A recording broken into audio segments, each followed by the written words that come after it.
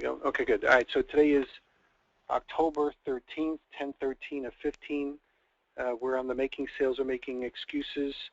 In one year, there's a Democratic debate going on CNN. It's the first one of the year. The Republicans had a few already, and you know, I'm sure there's going to be a ton more between now and then 2016. And we're almost finished, right? Well, we already finished the first 3 quarters. We're into the 4th quarter, and there's going to be a whole bunch of things that are going to be kind of, you know, handled towards the end of the year. And some of those things are related to cost of living allowances. We were speaking before we started the recording that if you're listening in, there's going to be no cost of living allowance for the year 2016. And the cost of living allowance is something that affects a lot of people. It's like 1 out of 5 people, I think, it affects directly through like Social Security, retiree benefits, and there's a whole bunch of other people that it affects. And ultimately, it kind of affects everybody that's listening, whether you're getting the benefits or not. For people like myself who don't get it, you know, it affects my mom. And it might affect maybe my sister who has young children who might have disabilities or stuff like that, or some other benefits as well. So the idea that there has been no cost of living allowance or adjustment doesn't really make too much sense. And the whole reason why that happened was because the cost of living was, I guess, gone down as a result of gas prices. So gas prices itself is probably the single biggest determining factor on why people won't be getting a cost of living increase. Now, if somebody says, well, how much was the cost of living increase, if you're unfamiliar with it, it averages or averaged about 4% on average every time there is one. And I think last year was even like only like 2% or something like that, or less than 2%. But the average is about 4%. It started back in, as I said a little bit earlier, 1975 when inflation was running amok. And they had to figure out, well, we have inflation running like crazy. We have to have some kind of an index that increases every year as a result of the cost of living, which would make sense. And I remember my grandma on my my grandma on my dad's side, who literally in her apartment in Brooklyn would keep, you know, paper envelopes with my name on it, my brother's name on it, maybe my sister's name on it. I don't remember how many of us was back then, but I do remember my name. And she would take a dollar bill, like at the end of the month, and put it in an envelope. And then that's what I would get for my birthday. So whatever was in that envelope is what I would usually get. So this was before ATMs and all that sort of stuff. And I remember the smell of the musty old smell of that single dollar bill. So for her, $40 a month meant something. For a lot of people, maybe $40 a month means something. For some of us, $40 a month really wouldn't change our life too much. I'm going to talk a little bit about that in a second. But across the board, it does have an impact, I do believe. An impact psychologically as well as financially.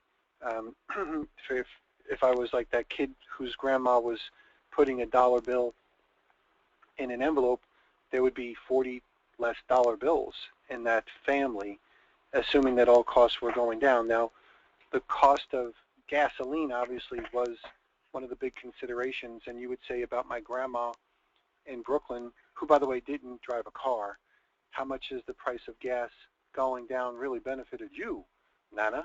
And the answer is, hasn't affected her at all.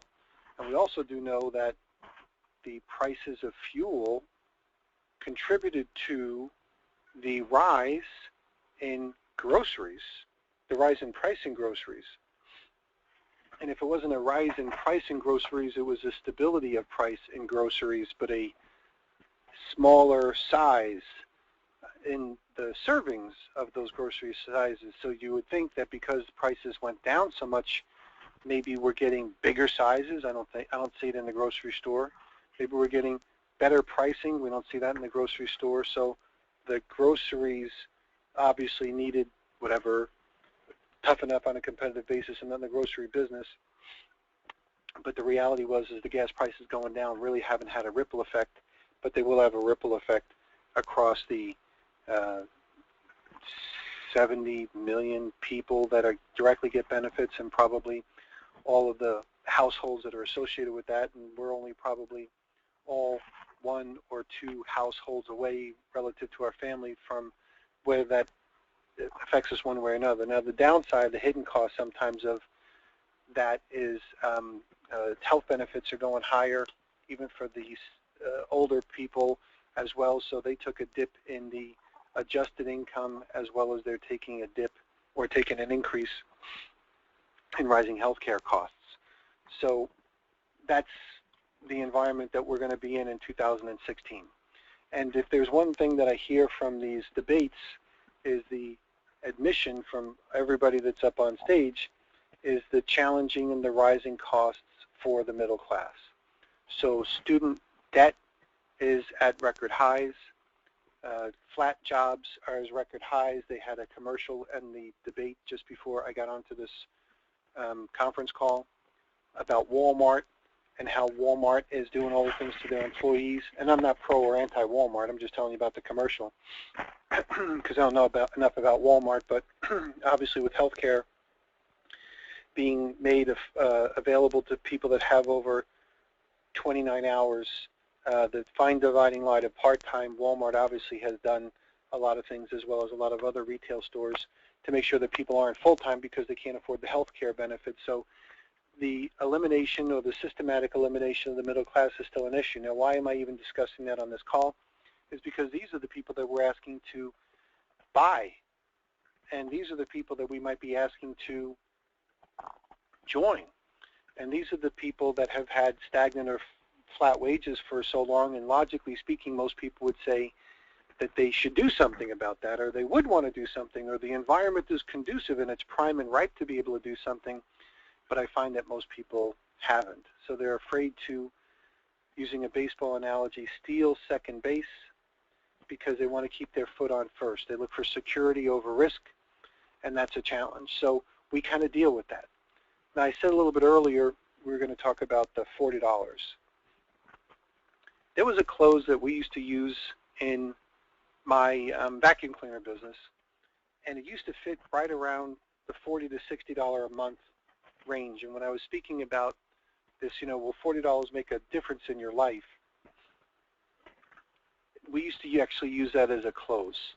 So since there was a $40 difference in your life, plus or minus, let me share with you the $40 or $60 per month close. Now, you could adjust the numbers to whatever you need, but we used to deal with the $40 or $60 range because that's usually what most people would pay on a monthly payment if they ordered our product and they paid it off monthly. So we used to paint 2 scenarios. We would say, when people say, well, we really like thinking about it, and I got to give you the punchline in advance. I'm going to pick $60 just for this example.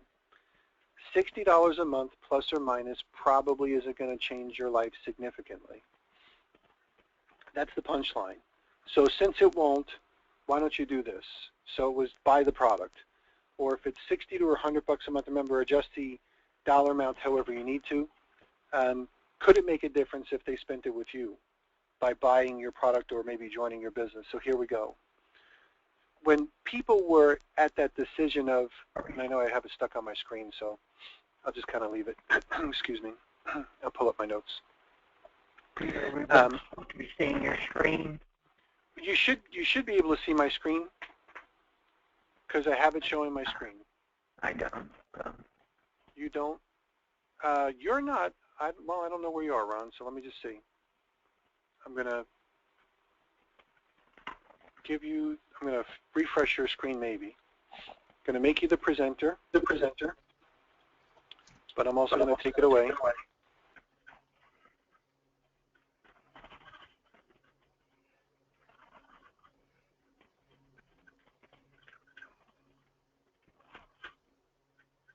And I should be back, and you should be able to see it now. Can you see it now?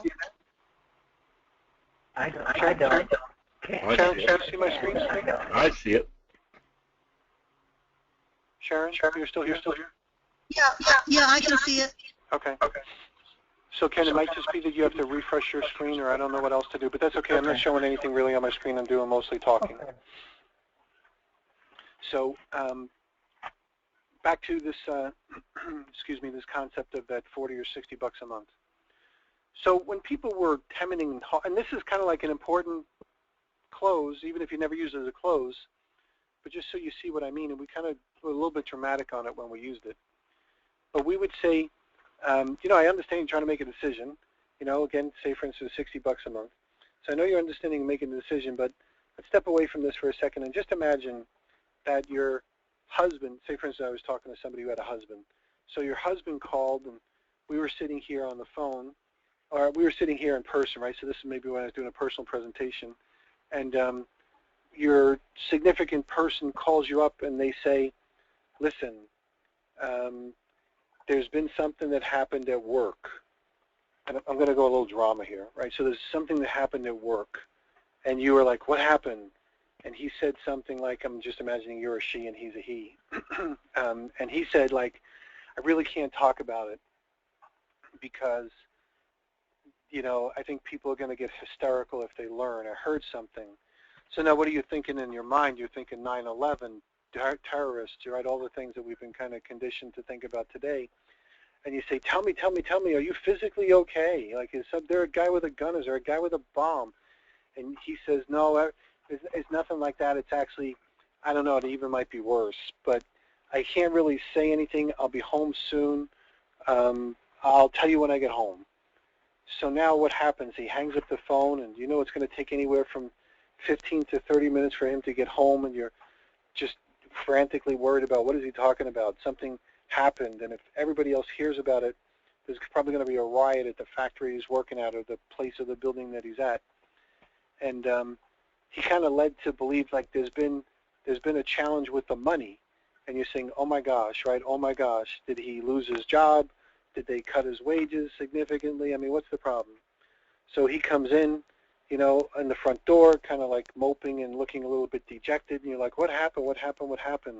And he's like, honey, there's been a challenge at work, and there's been a job, you know, a decrease in our pay. And he like, decrease in our pay, and what's running through your mind the way he looks is you're saying to yourself, oh my gosh, are we going to lose the house? Oh my gosh, are we going to lose the cars? Oh my gosh, are we going to have to tell, you know, Buffy that he or she can't go to school? Are we going to have to let the dogs out and fend for themselves?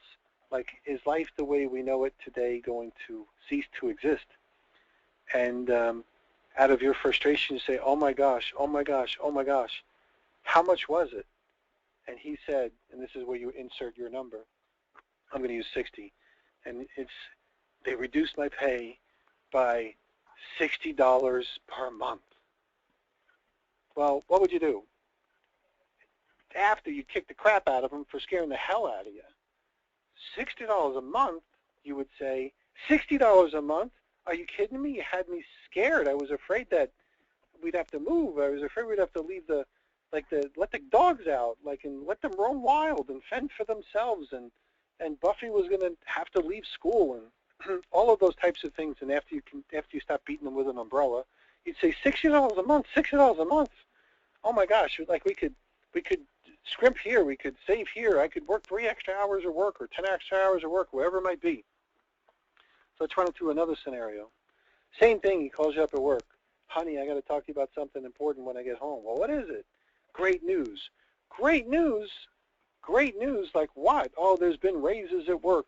I just kind of singled out as one of the ones that got the biggest raise. Whoa, you're thinking, right? I can't tell you right now because there might be pandemonium at the office if they hear about me and how much I got. So I'll tell you when I get home. And same thing, it's going to take them anywhere from 15 to 30 minutes to get home. You get a chance to think about the conversation. So what are you thinking about? Raise, pandemonium at the office. He got one of the biggest ones. So you start thinking about what? You start thinking about paying off the house. You start thinking about maybe buying a second home. You start thinking about paying off the car, paying off the bills. Buffy will be able to go to graduate school. All of those types of things. You'll be able to buy another dog because you can afford more dog food, right? So all of that sort of stuff is going through your mind. And as he bolts through the front door happy, as if he just won the grand prize, you say to yourself, honey, I love you, right? You probably say that first, maybe even cook dinner. And then he said, I'm so excited. Really? So you got a raise, huh? Absolutely, one of the biggest ones in the office. And then he says, you say, how much? It's unbelievable. And you say, well, how much? And he says, $60 a month. Now, by the way, after you beat him again with that umbrella that you would have beaten him with the $60 down in a month, and then after you beat him again, you're like, what the hell are we going to do with $60 more a month? We're not going to buy another house. Heck, $60 a month, that'll just be able to pay down a little bit on the bills, blah, blah, blah, blah, blah. $60 a month doesn't really change our lifestyle that much if you get a raise. Like you had me so worried or concerned or whatever. So what is the lesson? That you know what, in most houses, $60 a month down or $60 a month up probably isn't going to change your lifestyle. And once they say yes to that, you're right. Well, that's the decision that we're asking you to make here tonight. Or that's the decision that I'm asking here, $60 a month. And then I use the translation to how you can have this good product and you'd be able to clean your home better. Or how you'd be able to buy this set of books and be able to educate your kids. So why don't you use the $60 that wasn't going to make any difference, either plus or minus, and use it for this. And because we used a dramatic story in their mind, and it took a little bit of time, and they kind of got into it, which gave them a little bit of time to kind of relax themselves from the stressful position that they might have put themselves in as far as making that decision, we finally went through that whole scenario. We really did show them that, you know what, $60 a month plus or minus probably wasn't going to change your life that much dramatically. So the COLA analogy of the cost of living adjustment may not really make a difference in a lot of people's families, but it could. But realistically, it's a good example of using like my little lottery winning or raise or the financial crisis of the decrease in your income kind of a close. So that's how you can go one way or another. And by the way, you could also use it on yourself too. So having said that, the position that we are in, hopefully, is that we can help people make a difference because they can take that discretionary, let's call it income, and then show them how, if applied the right way in a home-based business, they would be able to save some on taxes. So yes, today is October 13th, and if you filed an extension and you have to file your forms, you have to do it by the 15th. So yes, could it help them save money on their taxes if they join a home-based business? The answer is sure, as long as you do things the right way. Next, could they use that purchase of equipment or tools or services to make a difference in their life if they translate it appropriately? If they just make it an expense, it's an expense. But if they invest it back into their business, they could really make a big difference. And for millions upon millions upon millions of people in the next year, there's already been the announcement that it's not going to get any better. So even if it did give a 4%, heck, they'd have to give a 20% increase for it to probably make a considerable difference, and we know that's not going to happen. But the reality is that for a lot of people, they really do need to make some additional income, maybe through a home-based business if they do it the right way. So there's a pretty much an admission, I think, maybe because it's an election year, that the middle class is still struggling, that wages are still flat, that the people that are making the most money are the upper 1%, that probably, and if there's anything about me, I am not jealous of the upper 1%. What I'm resentful for is the unfair advantage that a lot of them have to be able to get there. So there's no level playing field because there's people like yourself and probably myself that don't play on the same playing field as they do. So if you gave us the same opportunity, maybe we would be able to do it. So that's what I'm resentful for, but in a realistic way to understand that it's always been unfair. So that's okay. We'll work with the unfair level playing field and be able to build it. We don't need their help, quote unquote. That's kind of like the way I would more or less approach it. So since I do get a chance to control my own destiny through a home-based business with you, there's no reason why we collectively can't help people to make a big difference. Okay, so having said that part, I'm going to share with you the stuff that I have on my screen because this is also somewhat symbolic of that as well. I was talking to a gentleman a little bit earlier today who when I say doesn't have the same philosophy or didn't have the same philosophy or understanding, you just never thought about it. But in the direct sales business, we always used to preach it. So the concept was the 5 things that you need in a successful demonstration. And I've said this before, and not that I expect anybody to remember it, but it's the SSBCQ. These are the things that you need in a successful demonstration. And the first one stands for sell yourself. The next one, and by the way, if you go back into the Making Sales or Excuses training, you'll be able to find something, I'm sure, that says SSBCQ. So the first one is sell yourself. The second one is show the need. Then there's build value, create desire of ownership, qualify, and close. So the only reason why I remember this is because it's been etched into my brain for 12 years, or it seems like almost 12 years. I was teaching this to our direct sales force, so every day it was SSBCQ. So just like you would probably remember the National Anthem, Lord's Prayer, something like that. If you said it every day for a long time, you'd probably remember it too. So the reason why I say you might not remember it is because if I don't bring it up all the time, it's real easy for it to be out of sight, out of mind. Just like maybe some other things that might be out of sight, out of mind. But SSBCQ was the 5 things that you needed to have in a successful presentation. The first one is always the first one. Sell yourself first. Everything else makes no sense. So just different sales philosophies. You sell yourself first. So selling yourself first means you wait until they feel comfortable before you go through everything else. Otherwise, you're still on the outside. So there's a difference between being on the outside or the inside. The best way to sell is when their guard is left down. I'm not talking about manipulation. So when their guard is left down, oops, hold on one second for me, guys. Let me tell this one woman who I was told would be calling me. Hold on one second. Hey, Connie. Hey, I'm doing a sales training right now, and then I have a radio show at 11, so I'm going to be right up until about that. If I get a chance to call you in between, can I do that? Okay, give me your number. Uh-huh. Mm-hmm. Okay, let me go back to this call. Thanks. Bye-bye.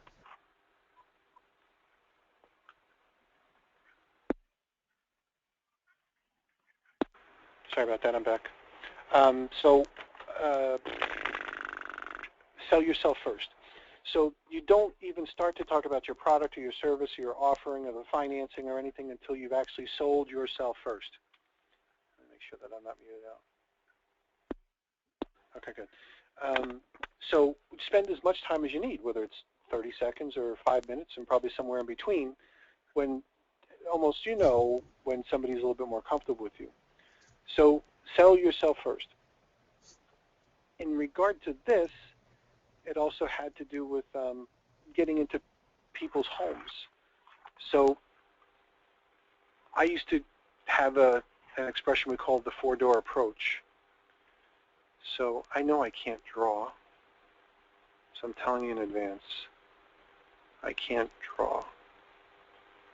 So some people might say that's a negative affirmation. No, it's just kind of stating the truth. So in a home,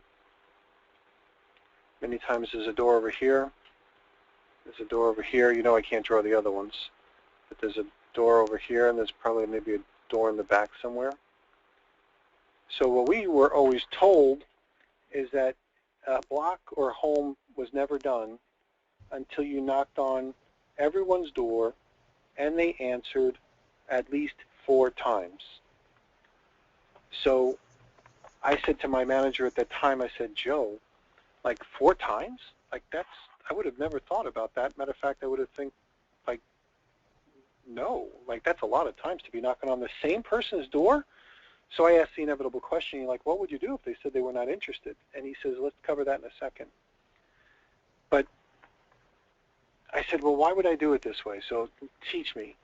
And he said, well, the first time you knock on the door, you're a total stranger. And I said, yep. And do people, this is the concept of questions itch the brain. So he said, do people treat total strangers differently than they treat people they know? And I said, yeah, of course. So then the first time you knock on the door, you're a total stranger. It's like, yeah. The second time you knock on the door, are you still a total stranger? And I said, well, I guess if we're going to play with the words, I'm not a total stranger. They knew what I looked like. Depending on how much time they gave me on the first approach, they might have heard a little bit about what I did, but I'm not a total stranger. The third time you knock on the door, Peter, you know, you're more familiar for sure. And I said, well, that's probably true. They probably heard a little bit more about what I was going to say after the second time. They might have even taken a business card, or they heard me out a little bit, but at least they know who I am. They might even be somewhat familiar with my name, what I was there for. The fourth time you knock on the door, he said, probably some things are happening on your behalf that might be working in your favor that you didn't know were going on or you had no control over. And I said, you're going to have to explain that one to me, Joe. And he says, well, when you're working a block, don't people poke their head out the window to kind of see who's there? He's like, do you think when you're working a block, you ever working it alone? Like they don't pay attention to who you are? I said, no, I mean, I see them, Joe. They peek out the windows. They walk down the block. They're looking, you know. They're always watching what I'm doing. He says, then never do anything on a block that you wouldn't want them to see. So if the garbage pail is, you know, rolling around the street in front of you, pick it up, even if it's not your garbage pail. If there's a piece of paper on the floor that you could pick up and put it into a garbage pail, do that. Like it's a show. And he'd say, you know, you do it because you're a nice guy anyway, but you're also doing it because people are watching. So I would do things like that. You know, if there was a gate that was open, would you close it? Sure. You know, if there was something kind of like whatever, like I think you're getting the point, like you'd be courteous, if you will, conscientious for sure. And then he says, now here's what's going to happen. You're going to do a demo for someone, and when you leave, the neighbor is going to ask, what was that guy there for? And whatever you did is going to have an impression on that person, and you'll either get into that next person's house or not based on whatever you did in that house that you were in. So if you were nice and you were courteous and you were polite and you were a good guy and you went the extra mile and you didn't, you know, do anything wrong, then the person's probably going to say things like, well, he's a nice young kid, he's in a management training program to show me a product, boy, this stuff works really great. And they're probably going to ask the person, did they buy it, or would they want to buy it, or was the product any good? You know, they're talking. They're going to talk, Peter. They're going to talk about you. So do the best job you possibly can. And then I said, okay, so how does that benefit me again? And he says, well, the next time you knock on that door, maybe that neighbor, you're no longer that total stranger. There were so many things going on your behalf that you didn't know about, that it's working in your favor. And I said, yeah, I guess I could see how that can happen. So I did what nobody ever did.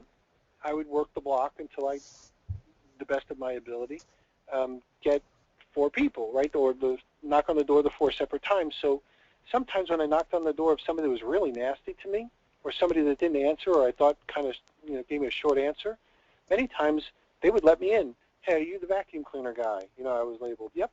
Well, you did a demo for my neighbor George, and George's wife really loves the product. She's raving about it. So what is it that you're doing? And I'd be able to get in and maybe even sell. Matter of fact, sometimes the product was almost pre-sold for me based on the neighbor's recommendations. So does it happen exactly the same way in what you do with your phone calls? Because it's not the same thing as walking down the block. So open your mind a little bit and think about all the positive things that might happen, the life that you create, even when you're not around, but that might benefit you.